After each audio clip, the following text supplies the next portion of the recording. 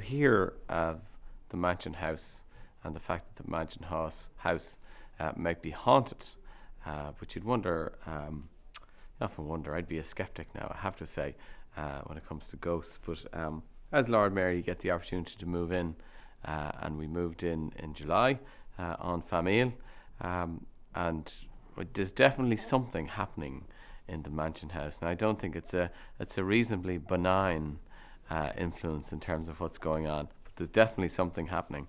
And there are some stories of recent times. One was that you'll see next door there's a room with two big chandeliers, and there was mass being said there at one stage, and the chandeliers just started to sway like that over and back, and the priest shot out the door, never to be seen again. A previous Lord Mayor also had a dog, which he tried to move into the house, and there was one part of the house where the dog would not go. The dog would not cross over a particular line in the house, so they had to bring the dog around and back in that way.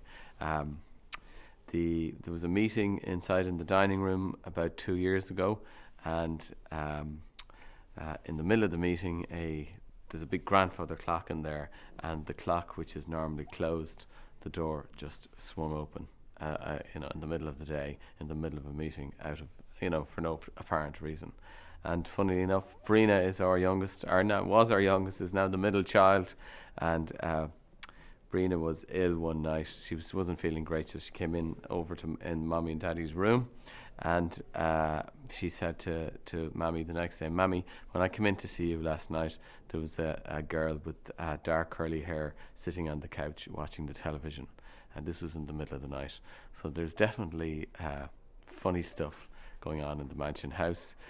This coming from a skeptic who normally wouldn't believe in ghosts, have to say it's probably a reasonably benign influence rather than a negative one, but it's definitely there. Well, it's funny actually, because when you think you're in the slap bang in the centre of town here, but when the Mansion House was built, this was nowhere near the centre of town. And if you ask Dubliners where the centre of town is, some will say O'Connell Street, some will say Grafton Street, some will say Smithfield. It was actually down around the medieval centre, which is down around Christchurch. And when this house was built, this was all open territory. And the guy who bought the land actually started to develop this whole area. And at the time, it was on the deeds of transaction of sale, this area is described as an open tract of marshy land with no crossing point. So it was actually wet around here, and you couldn't get across the marshy land, which is now this whole area.